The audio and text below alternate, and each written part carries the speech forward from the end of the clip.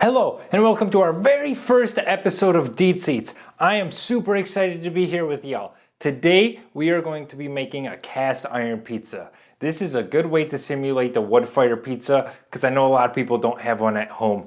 It comes out nice and charred, nice and crispy. It's delicious. So let's get cooking. First thing we need to do is to activate our yeast. To do this, we're going to put a little bit of sugar into some warm water. This will be a little snack for the yeast.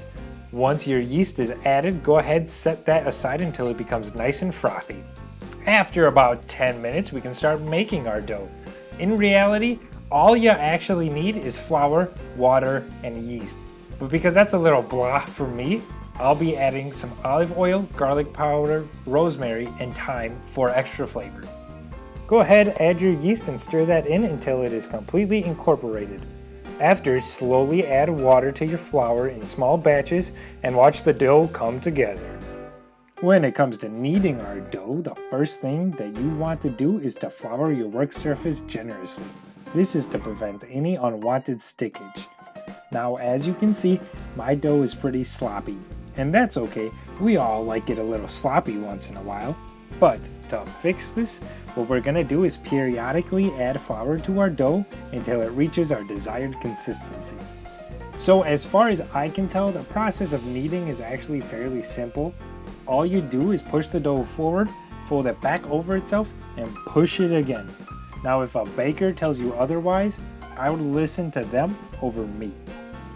Once your dough ball is nice and smooth, go ahead, tuck those edges underneath, place it in a well-oiled bowl, and cover it with wet paper towels until it doubles in size. While the dough is rising, put your cast iron pan in a 500-degree oven for at least 1 hour. Now it's time to start making our sauce. Start by adding olive oil into a pan, and while that's heating up, chop up some onion.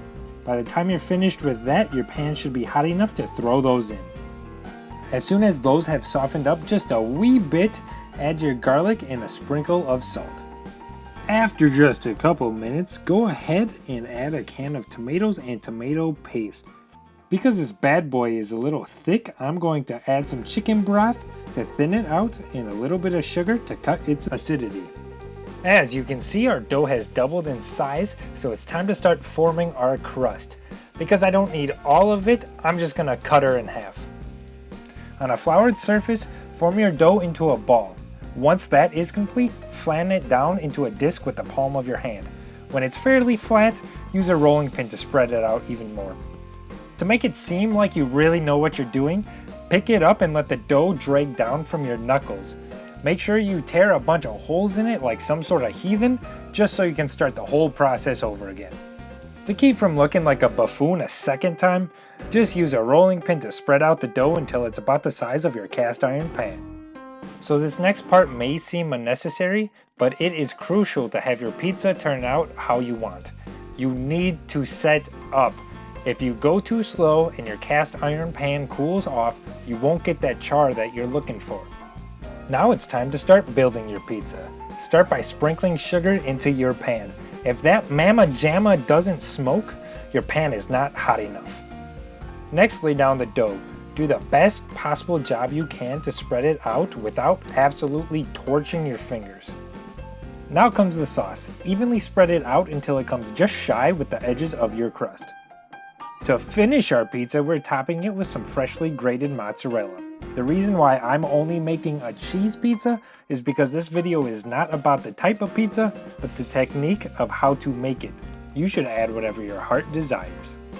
As soon as all your desirables are on your pizza, place that sucker in a 500-degree oven until it looks a little like this. And I mean, just look at that nice browning of the cheese and those slightly charred edges. Ooh, baby. After letting it cool for just a couple minutes, cut into that bad boy, and I mean, just listen. My goodness, is that a crispy pizza. So here are our slices of pizza. You can see that nice color on top, that cheese got nice and browned. On the back side here, you can see it's nice and charred as well. Got a little bit of coating from the sugar. It holds up pretty well. I'm super excited.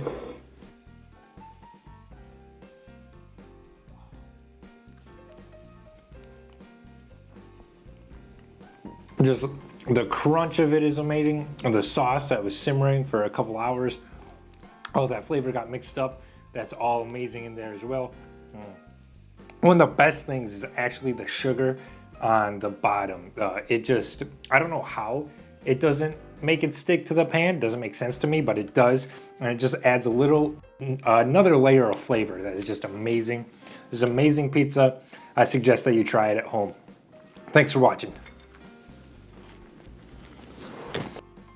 This was our first ever episode of DietzEatz, so thank you so much for watching. We are going to be putting out videos on a regular basis. We're still working out some of the kinks, but please like, subscribe, comment. We appreciate all of it. And once again, thank you so much for watching.